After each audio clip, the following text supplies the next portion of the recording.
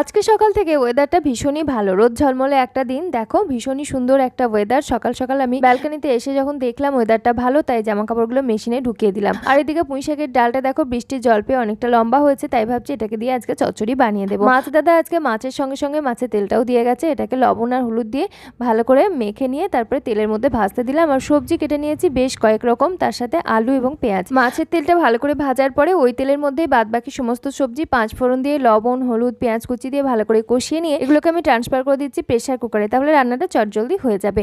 আর তারপরে বেগুন আর পুঁইশাকের পাতাগুলোকে একটু নাড়াচাড়া করে নিয়েছি। ফুটন্ত গরম জল আদা রসুন বাটা দিয়ে সমস্ত কিছু একসাথে ভালো করে কষিয়ে নিয়ে তৈরি হয়ে গেছে পাঁচ মেশালি চচ্চড়ি মাছের তেল দিয়ে। জানি এটা তোমরা সবাই বাড়িতে বানাও, তবুও আমি যেভাবে বানাই সেটাই তোমাদের সঙ্গে শেয়ার করলাম। জানি তোমরা এর থেকে অনেক বেশি ভালো করে বানাতে পারো। রান্না বান্না সব কমপ্লিট, এদিকে কিন্তু এখনো কাঁচা কমপ্লিট হয়নি। লাঞ্চ সাইডটা গুছিয়ে নিলাম। আজকের কুকিং ব্লগ ভালো লাগলে লাইক কমেন্ট শেয়ার সাবস্ক্রাইব করে সঙ্গে থেকো।